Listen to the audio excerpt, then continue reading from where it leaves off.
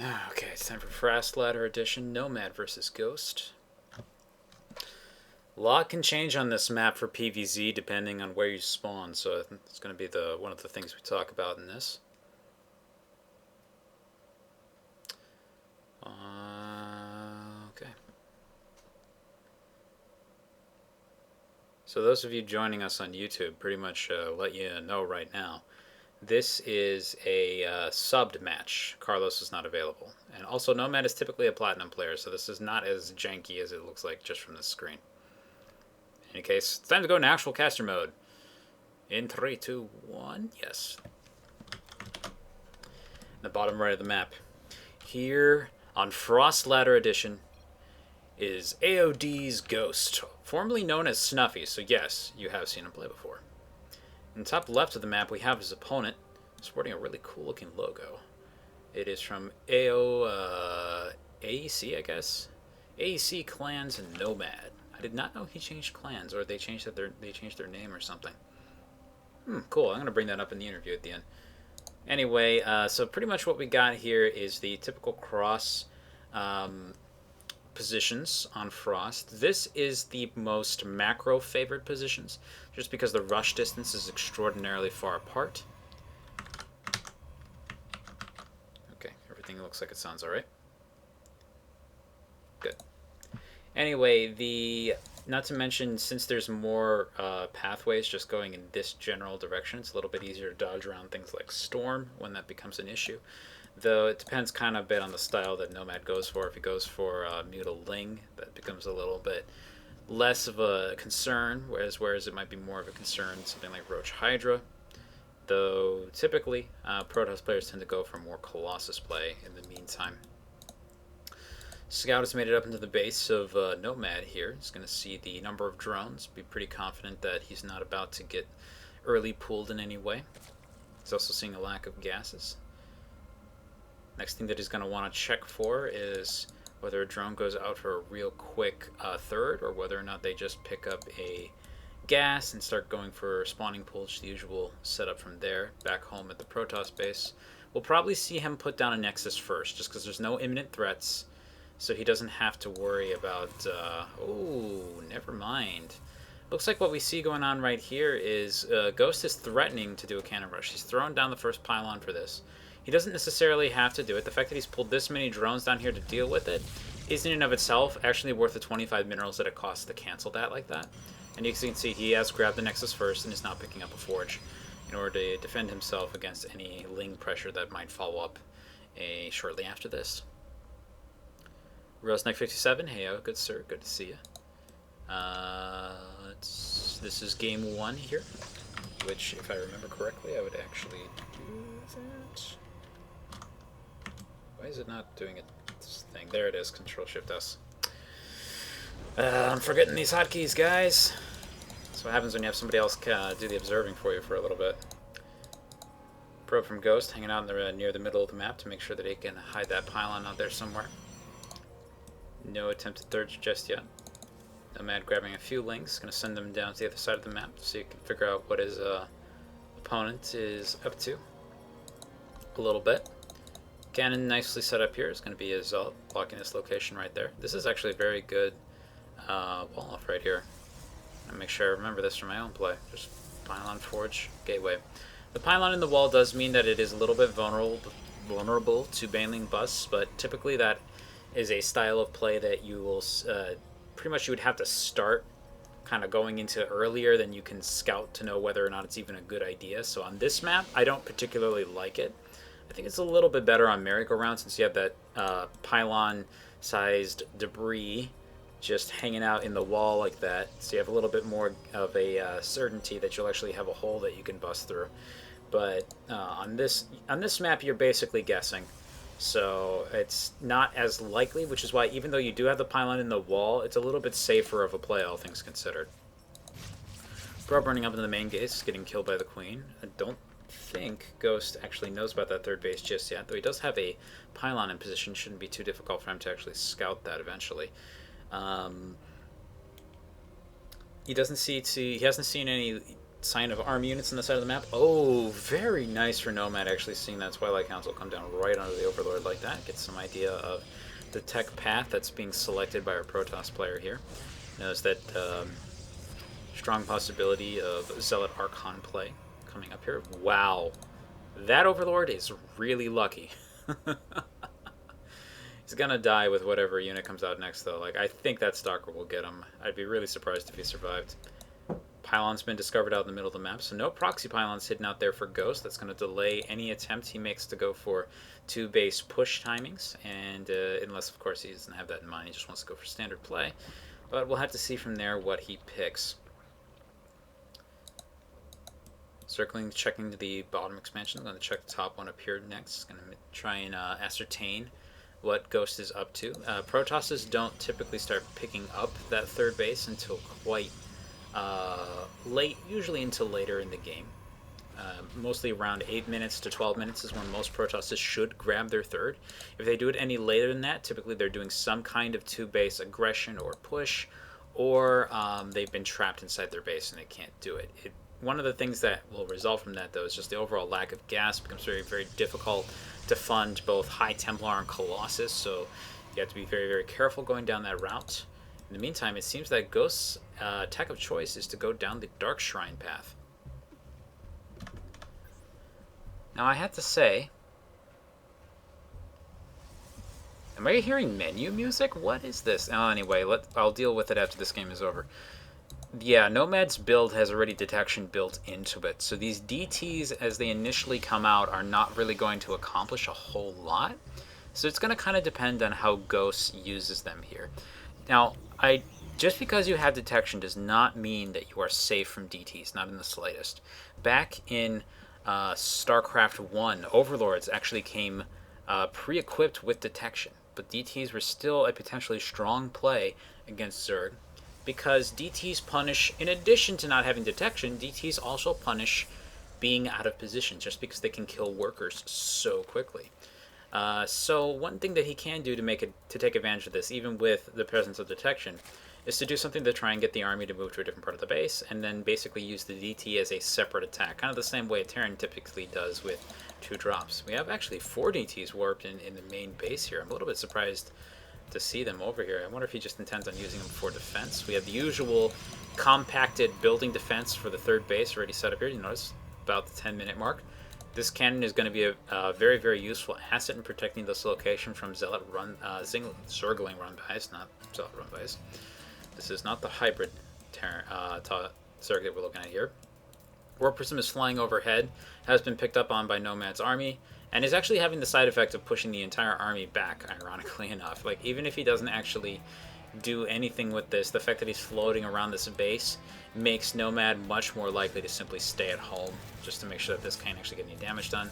1 DT gets dropped off right there, but there's already detection along with the army, so that DT has been picked off, but you notice the army is actually positioned a little bit lower now. And he's dropping off all the DTs up here, and it looks like he's going to try and warp in a sentry, but the sentry is getting picked off. So I think this pressure here from Ghost in the form of these DTs and this War Prism is just going to get shut down really hard. I don't think it's going to really be able to accomplish much. There's a Mothership Core here. That's going to die as well. That's really rough in this situation. Tried to get the sentry down in time in order to block off the ramp, but wasn't able to make that happen. So he's going to fly back down, maybe out of here. Just cut his losses at this point. And yeah, it's looking like it. Nope.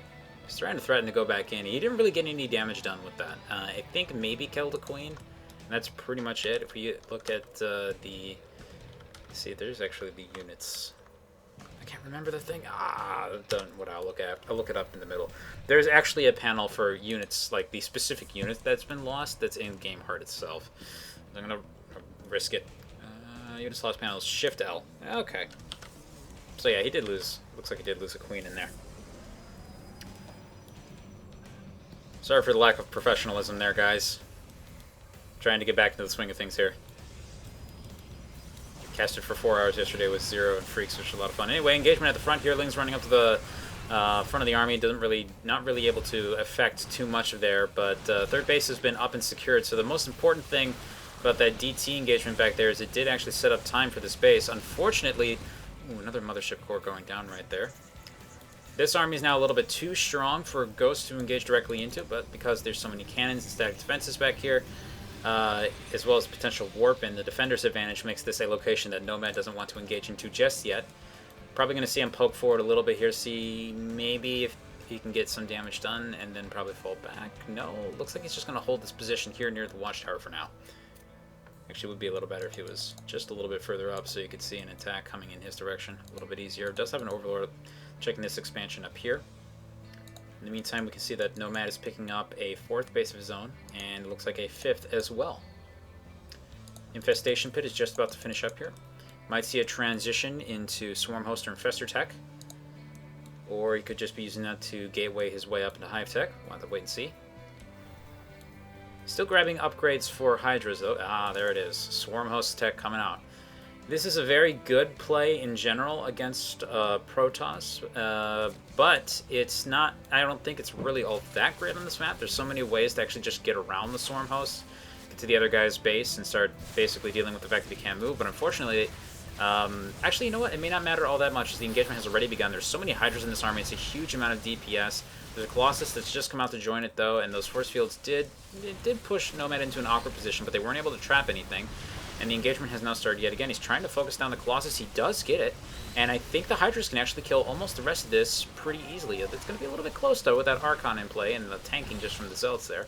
And it is going to force Nomad back a little bit. There aren't any real reinforcements to actually back up this army. So Nomad's going to get pushed out of there. He did get the one Colossus, though. It's just a lot of damage and gas. Losing these Hydras would be pretty bad on top of that. Ooh, he doesn't want to reveal the Swarm Host just yet. If anything, he'd love his opponent to continue to stay on the Zealot Archon tech, if he can. Swarm Host deals with that composition incredibly, incredibly well. But we'll have to wait and see. We have a little bit of a stalemate in the center of the map for now. So the thing is, Protoss can stay on 3 bases for an incredibly, incredibly long time. They'll get 2 or 3 very, very powerful armies. What would you do if you changed your name to a sub?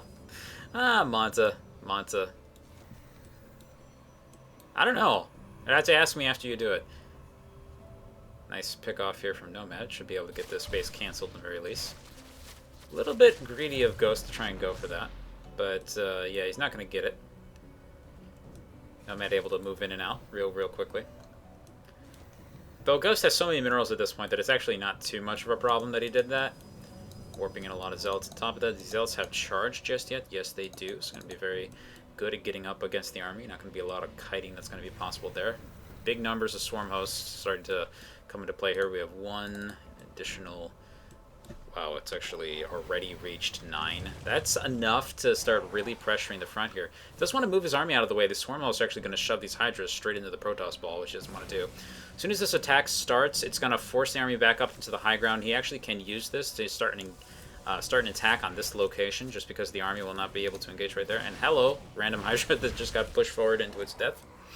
And this becomes a very difficult thing for the Protoss to deal with. You'll notice here that on the production tab, he's starting a lot of Colossus from here, and we have a Spire coming up for a potential tech switch. And pretty much what this is going to do is it's going to force the Protoss into a lot of anti-ground tech. He needs to get up to 3-4 Colossus to actually deal with these Swarm Hosts to prevent them from doing too much damage. As you can see, like with each wave, they do just a little bit more damage to this gateway. It's going to go down eventually. So, and pretty much what this does is it bleeds the Protoss dry slowly over time. In fact, almost losing another little Hydra for free right there. Army's actually moving in with the Swarm Host this time. Nope. Going to back right out. Army's trying to move forward to attack the Swarm Host, but any attacks that they actually commit against the Swarm Host is going to be a good trade for Nomad here. Anyway, the Swarm Host production has actually stopped from here. He's only using these 9 Swarm Hosts to pressure the front, and he's going into going into Corruptor Tech from here. It looks like these big Zealot run by here at the 4th base, which is going to be good for shutting down the gas production from here, maybe killing that hatchery. It looks like the entire army, the entire ball of Zealots for some reason has actually been called down to the bottom right and is going to get picked off without really doing anything. So this is pretty unfortunate for our Protoss players, actually just losing a lot here without really getting anything done. Attempted ninja expansion up here in the bottom left is actually being caught almost immediately. The army's moving out forward to kill the Swarm Host, and they're going to be able to take care of 1, 2 of them, 3, 4 go down. There's still a few more on the back of that, and good force fields trap a chunk of the army right there. Very nicely controlled from Ghost, getting a lot of the army like that. Now, whenever you lose a lot of your swarm hosts in a ZVP, it's kind of similar to with a Protoss. Anytime they lose a large amount of their big gas-heavy ball of units, they actually are just in a position where it's very, very difficult to come back. Nomad's army has been severely stunted at the moment, but with all these corruptors in play, he can't actually... Ghost is not going to feel comfortable to engage forward against that. Now again, Nomad does know about this up here, so most likely we're going to see something running up here to deal with this fairly shortly. And just these 3 Hydras should be enough to get basically a lot of this cancelled. It's not too much though, so I wouldn't be surprised if we saw a lot of Zealots warped in to kind of help deal with this. Oh, he's actually just a single DT warping in to defend this base. And that's actually not a bad move at all, as there's no detection for these 3 Hydras over here. Looks like a lot more of the army is going to move back in this direction. 2 swarm hosts still hanging out at this base. Probe trying to like transfer down to this base. Ghost just feeding minerals over to his opponent right now. DT does defend this location. 12 more swarm hosts actually have been just produced. Gonna move out into the bottom of the map, and he's starting flyer upgrades. So it looks like we have a Corruptor swarm host army trying to deal a hurt onto the Protoss ball, which has now started to pick up some Void Rays. If you can get enough Void Rays into this, it's going to be very difficult for this composition to actually really engage against this. The Colossus will do incredibly well against the Hydras, to the extent that they're able to target the Hydras while they're not shooting the Swarm House anyway. And the Corruptors will die very, very quickly to the Void Rays. One should never, ever underestimate the Void Rays when using the Corruptors, as I believe Wolf is fond of saying. Anyway, the Ninja expansion has now been shut down, and Ghost is looking at this as an opportunity to move forward. He's taken a lot of his probes with him, so it looks like he's going a little bit all in here. He's going to kill this one queen. Honestly, I've never really been a huge fan of pulling a lot of probes for an attack like this, but I guess in this situation it makes sense. He doesn't really have the ability to mine back home. Looks like he's going to be able to take out maybe this base back here, but unfortunately the Colossus are just completely exposed at the back without any real cover. Good move from Ghost to bring them forward right there. He's going to be able to take care of this base. Nomad needs to engage against this because he doesn't want... He just can't lose too much more, or he's not going to be able to produce properly. Void Rays, for the most part, go down. A little bit of a... almost a misstep by Nomad there, not backing out quite in time. There's actually no detection in this army at all. Okay, so the ground army is going to have a little bit of a tough time here, but unfortunately, since everything is just spawning on top of the Locust, the Colossus area of effect from their beams is actually able to kill these swarm hosts one by one. This is still turning into something of a beneficial engagement for Nomad, though. In fact, since the whole army is just sitting there, these Locusts are just going to continue to pelt it and do more and more and more and more and more and more damage. The worker count actually quickly falling for the Protoss now as he loses yet more units. Observer now joining with the army, and Nomad throws out the GG.